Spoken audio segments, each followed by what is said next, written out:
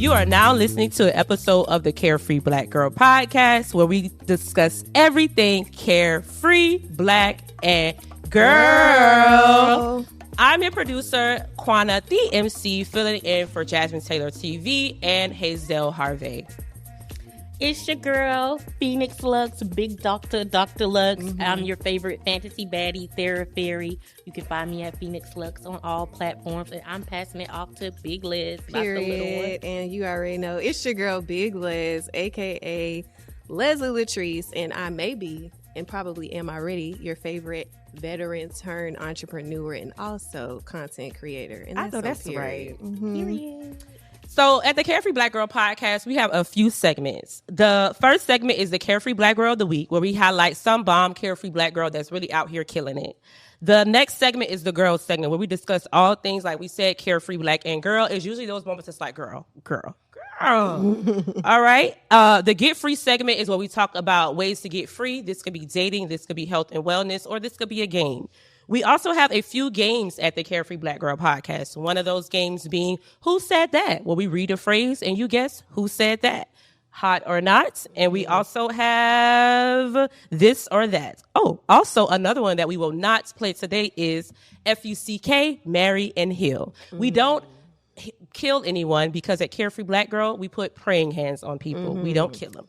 All right. So we will kick it off with Leslie as we discuss the Carefree Black Girl of the Week. We're actually going to bring y'all in on this one. So we need all of y'all participation. So this is a safe space. Okay, so just throw your guesses out there. But we have 3 Carefree Black Girls of the Week. So I'm going to read a phrase and y'all are going to guess who y'all think I'm talking about. Okay. So the first one is, she is a Bayesian princess. Her breakout video was Wet and Rainy. Okay, and dang. Finish the sentence. Well, okay, yeah. So the last part of that was half the world has been pronouncing her name wrong for over a decade. Y'all know how to Rihanna, right? CEO. That's a official name. Right. Okay. Okay, yeah. So her name is Rihanna. Robin. Okay, period. You got the next one too. Yes. Okay. So number 2 is, she is a plus size diva, and dang. The rules need to be, let your girl finish. Now, how you know she wasn't going to say good morning to Dibby? What about like all the other ones? It actually is Lizzo. But it is Lizzo, though. But it is. But she is not afraid to twerk and play the flute, okay? So that is Lizzo. And then, I don't know, y'all might not get this one, but let me finish the whole thing first before y'all start y'all. Please let her finish it. Okay, so the next one is, this powerhouse is responsible for a TV show that made us all check our relationships and friendships. God dang it. Should we finish? And she is a naturalista who recently got into the spirit business, aka libations. You had it right. Issa Rae. Yes, they didn't come to play. They didn't come to play with us, y'all. They guessed every single one off rip before I could even finish the sentence. So shout out to y'all. And shout out to the Carefree Black Girls, Issa Rae, Lizzo, and Rihanna, if y'all didn't know. Alrighty. Yes. Period.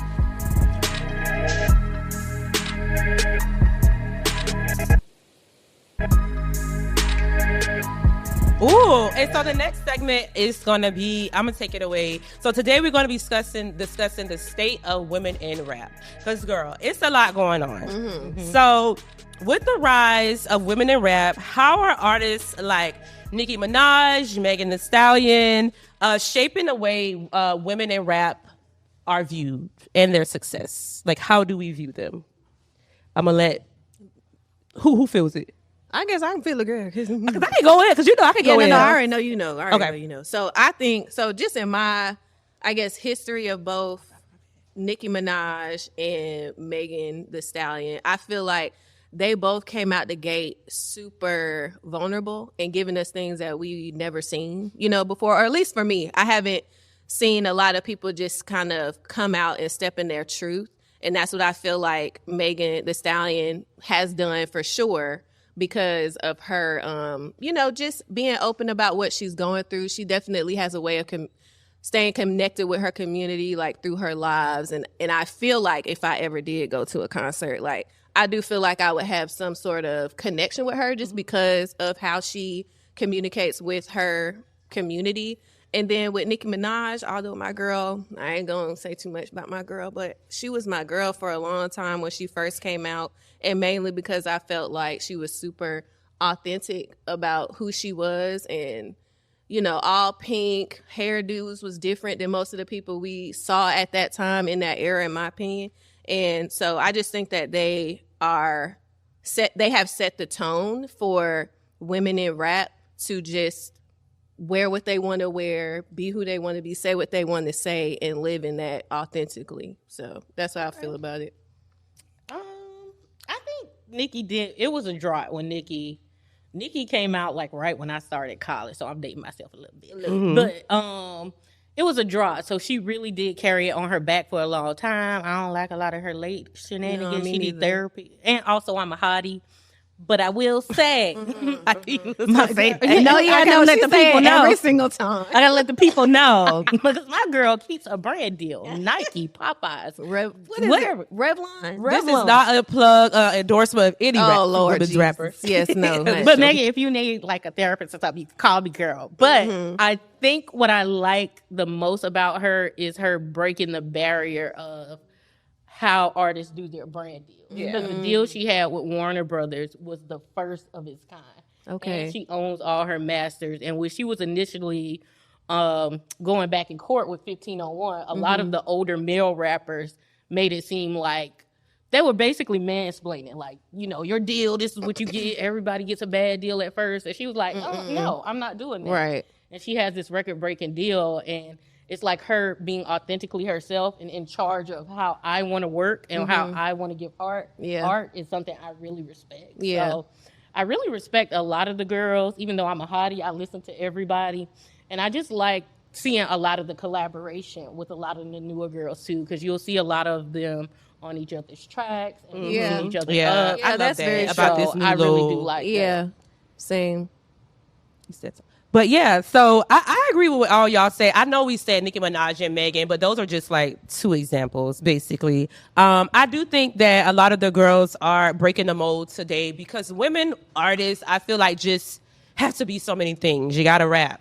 You gotta look a certain way. You gotta have all these videos together. You gotta have this. You gotta have that. So while I do think that y'all covered that question, I'm gonna put in another one. Do y'all think the representation is there right now? I'm going to start. Okay. Because I think that personally in this last year, women rappers have, honestly, I think that they've changed the state of hip hop. I love what's happening with Doechii.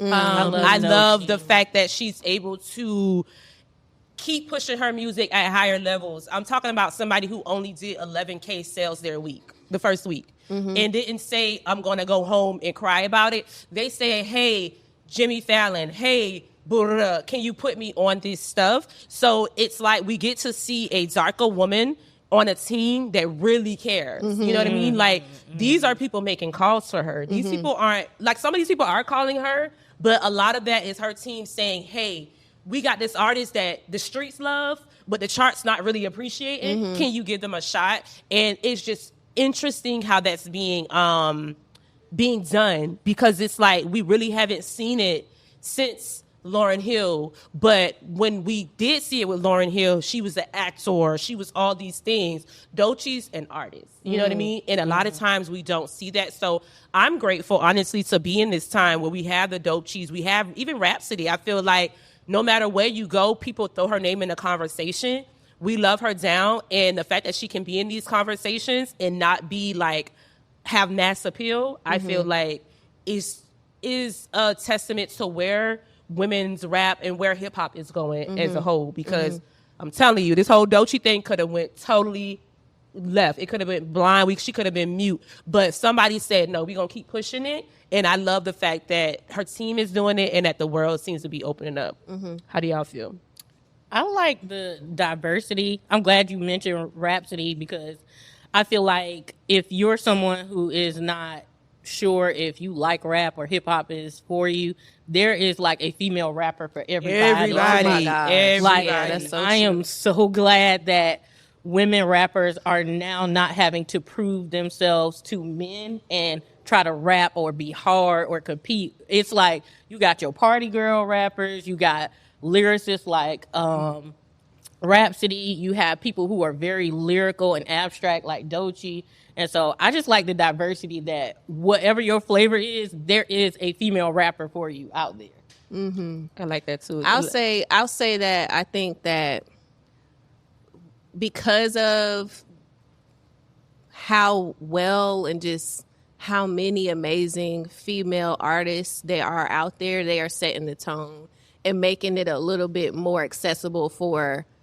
up and coming female artists to get their foot in the door. And I'll be the first to admit, like, I'm not super embedded in, the music culture, but your girl loved, what is it, Rhythm and Flow? Y'all seen that on Netflix? Yes. Yeah, shout out to our girls that was on there. Honey, the girls ate them men down. I don't care what nobody I'm still got to mad say about it. who won. Yeah, Me but it's too. okay, but that's okay, girl. A black man won, but he was a black man, Shout out to so Jazz shout with out the to S. black men. But Shout out to Yoshi. I mean, he was good, but those girls was really no, they was like, eating. top They was tier. eating. So that brings me to my next two questions because we're going to try to stay within the time. Mm-hmm. Do you feel like not even black, women rappers have to choose marketability? Ooh, that word ate me up. Y'all know the word. It's all right. It's okay, girl. Over lyricism. That's the first question. Do you think they have to choose one over the other? And do you think that the industry pushes competition versus collaboration more? That's a loaded question, so I'm going to answer it. I think that last year changed the dynamic of women rappers. I think that for a long time, there was a lot of marketability over lyricism.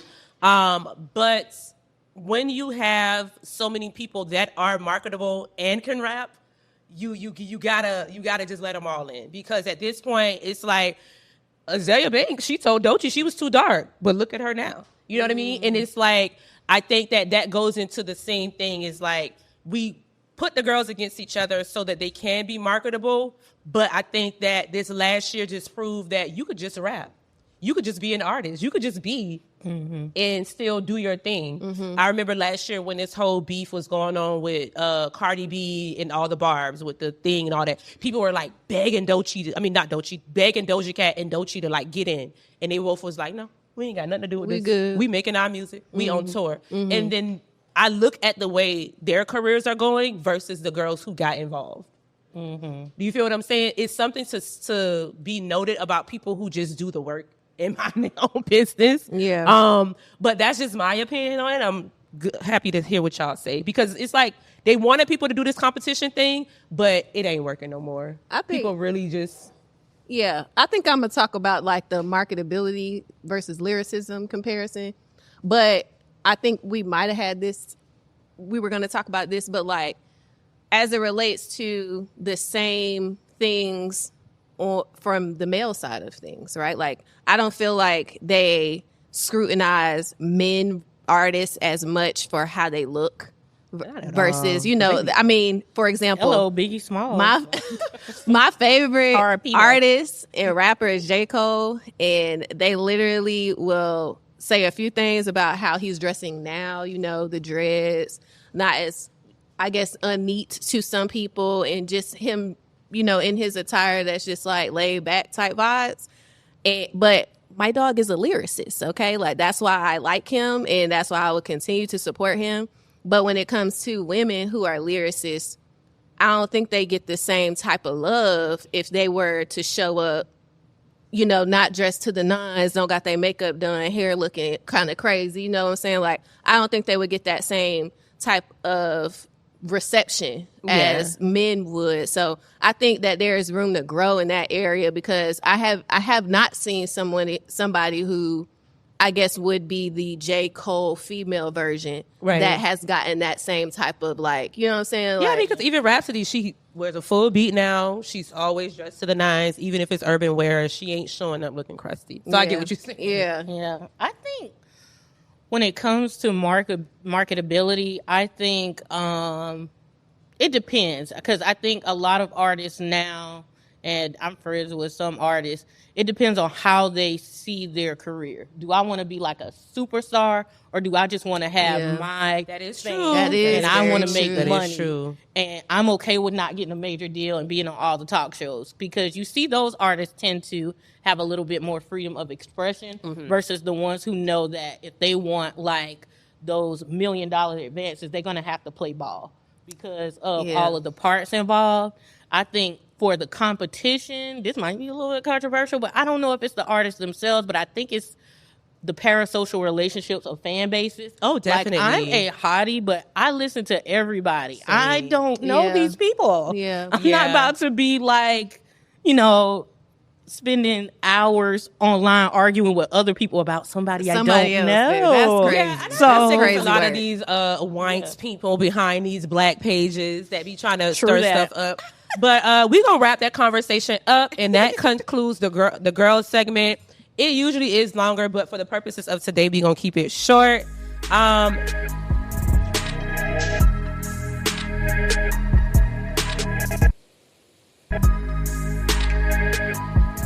So this next segment is all about getting free, but today we're going to talk about non-traditional dating. Everybody on this panel has a really different dating style, but I'm going to let Phoenix take this away because this is your segment, girl. Go ahead. Hey, Let's talk about the spicy stuff. So we're going to talk about just, are we moving towards post-monogamy? And as we see more representation, not all good, some really good of polyamory and different types of relationship styles, we are wondering if we are moving post-monogamy. I feel like while that is a practice, and I actually counsel people who are in polyamorous relationships, no judgment here, because it can work really well, but it takes a lot of intention. I do think because of the recent events politically and the social changes, I do see more of a trend of people being more afraid of that. And it's just unintentionally, people are being more conservative. They're finding Christ again, and they're getting extra conservative because of that. But I think in real time, as a therapist, I think we will eventually move, like, you can do monogamy, but eventually polyamory will be as accepted because it can work. You feel like you're looking at me for I'm okay, just saying. so I mean, I don't agree, disagree, or I can just only speak from experience. So I am a polyamorous person. I am a bisexual polyamorous dater. I've been with my main partner for 7 years. He's a male, but I won't stop liking it, being attracted to women or fembies or however you say it. The more I do have conversations with younger people, they are saying like, oh, I have a girlfriend and a boyfriend. Or I have a boyfriend who used to date guys, but he dates girls. So I do think that sexuality is becoming more fluid. And I think that because people are understanding that a lot of what we're taught is based on what society has told us and not like what people really feel, I think that a lot of people are going against that.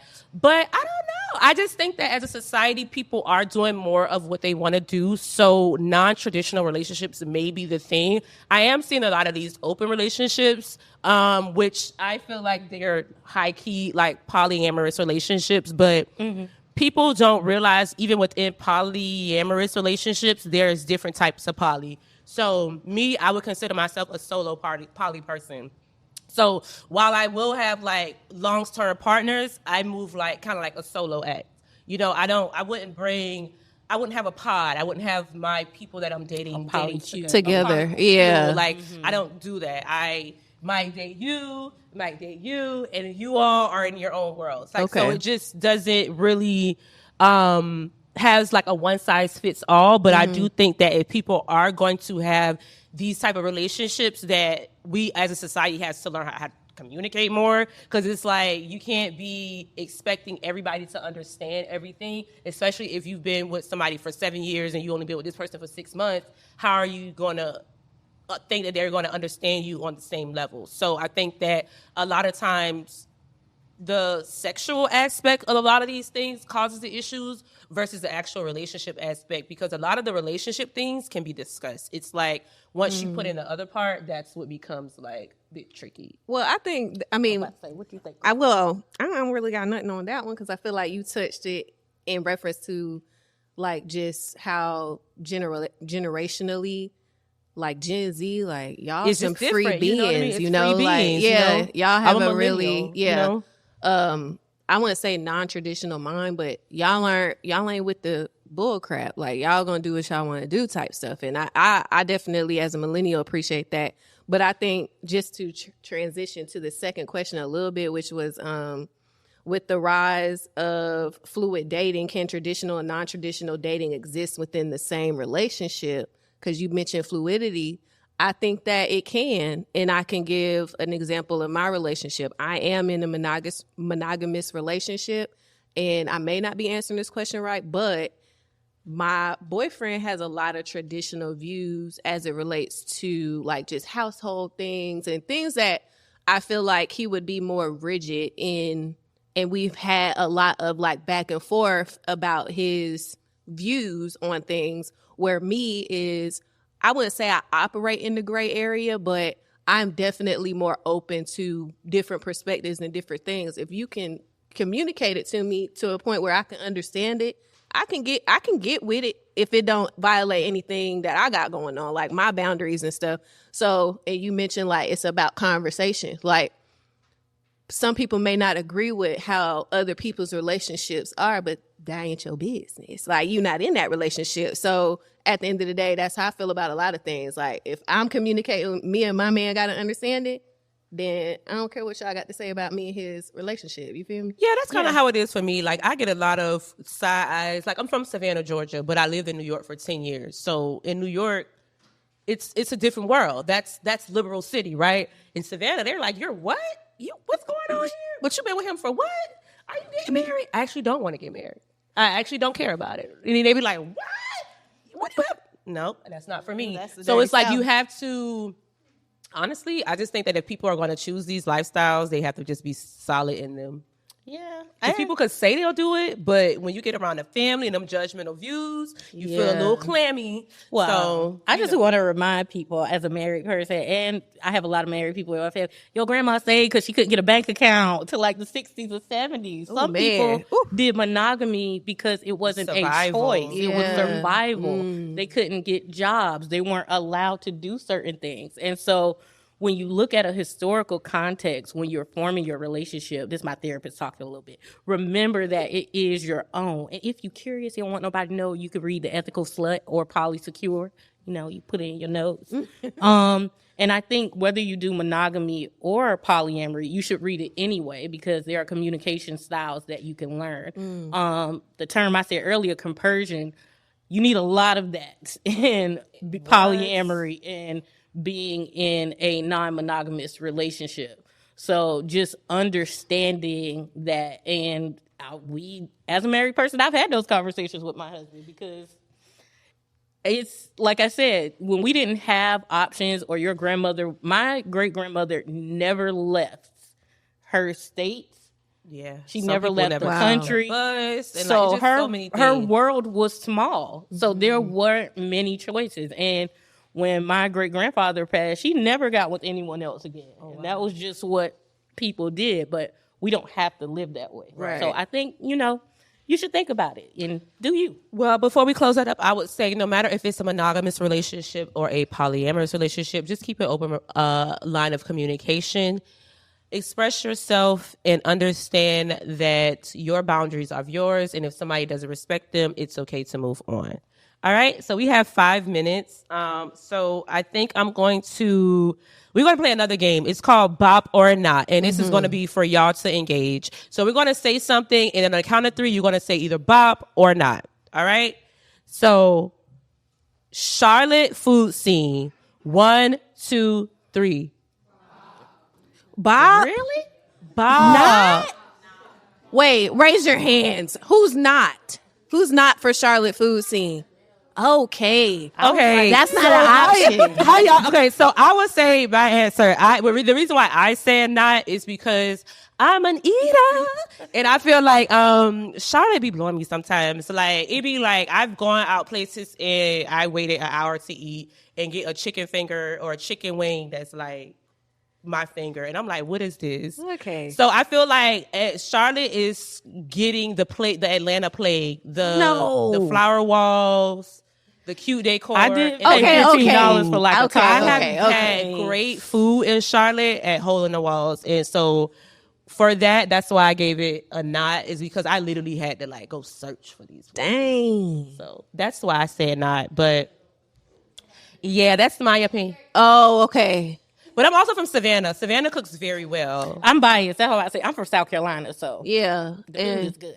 You think it's good? Very In much. South Carolina? Very We much said so. Charlotte. Yeah, but she was saying that she was from South Carolina. I was about to be food is good too, Yeah. but I'm Yeah, talking about here. Yeah, but like that's what I'm saying. It's different. Like I know I can go home and go somewhere and maybe spend $30 and eat good, but here it's gonna be $55 and maybe. I don't like that. I feel like for me, if we talk about like the Charlotte food scenes, I'm going like X out like the chain restaurants, because I feel like that it too is also giving Atlanta vibes, you know, like where the service trash and the food kind of be busting, but we ain't gonna talk about that. But I would say I like it. I mean, I like especially local food places and stuff that really be, Well, you send me your list. trying to build community and stuff like that. Yeah, I like that. Mhm. Send me your list. Okay, we got two more. We're going to keep them real quick. Charlotte dating scene, bop or not? One. Oh, dang. Well, the folks are not That having was it. unanimous. So That was unanimous. So we're going to move on from that one. we're gonna move on. Last one, Charlotte Nightlife. But not. Okay, so this is what we're doing after today. We need to get a list, and we need to all compile the food. Because I need the the nightlife. box. The dating scene, I'm going to leave that up to y'all because, we Yeah, can't. but the food and nightlife, we need the box on the Ooh. list. They should suggest a restaurant to us. You should create a poll and we should try it and do We it. gonna taste it on the yes, show. that'd be Taste good. it. Okay, so before we go, we're going to do this quick. What's something you are manifesting in 2025? For me, I want to make $200,000 this year. Ooh. For me, I want a successful opening of my private practice, the Care Salon, and to buy my mama a house. Oh, okay, period. Okay. I'm manifesting loving on myself real bad. Keep it That's cute. it. Keep it Keep it simple. cute. All right, y'all. So before we go, we're going to get some fan submitted questions. We're going to take 3 questions, y'all. So if you're at a table, just try to sit with your table and get the question, y'all. I'm going to answer what we got. One that was submitted online.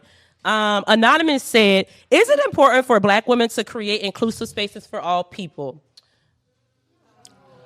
No. I'm going to Yes. say no because they Yes. don't care about us. And I don't like that. And I feel like ever since I started Carefree Black, what she said? No, I said I'm agreeing. Yes. Okay. Yeah. She said no. Everybody said no. No. It wasn't No, nothing. I'm not saying. I'm saying I agree with them. Yes, they said No, no. I said everybody said no. Oh, She said okay, that's the okay, question. cool, I would say okay. everybody said no. So All it's right, not, okay, yeah, no, it's no point. nothing to Right. go in. Okay, so we'll send the questions to the audience before we go. Anybody got any questions for us? Any comments about what we talked about? Feel free to put it out there. We got enough time for like 3. Three. You can raise your hand. Remember, Don't be it's a scared. safe space. It's a safe space. It's a safe space. It's a safe space. Okay, if y'all don't got questions, I need y'all to watch all episodes of Carefree Black Girl Podcast if you have not watched it. Season 10 is amazing. We just reached 100 episodes for the lifetime of Carefree Black Girl. Yay. But now that we're in Charlotte, we are trying to stay in Charlotte. So make sure y'all listen to the show, engage with the cast. Once again, I'm QUANNA, the producer. I will not be on the podcast, so don't look for me. This is... Dr. Phoenix Lux. You can find me at Phoenix Lux on all platforms, except on Instagram. I'm Blurty Love. I'm just not going to change it. So. Yeah, I feel that. Y'all can find me everywhere at Leslie Latrice. I am Leslie Latrice, but y'all can definitely catch me on YouTube every Sunday around 3:30. And again, everything Leslie Latrice on there. And make sure y'all keep up with the conversation Okay, on all platforms, Carefree Black Girl Inc., except for Twitter, which is CFBG Pod. Yes, So, yeah. and that's it. I'm QUANNA. You can find me online at QUANNAMC on all platforms. Next week, we will have another vision board party at the Drop CLT. It's an LGBTQIA resource center. After that, we will kick off our 12-city tour, starting at South by Southwest and ending in Ghana. The Charlotte stop will be in August at Camp Norton. This is an episode of Carefree Black Girl Podcast. Signing out. Bye. Bye. Shout out to our executive producer, Wise, who's over here in the corner. Yay.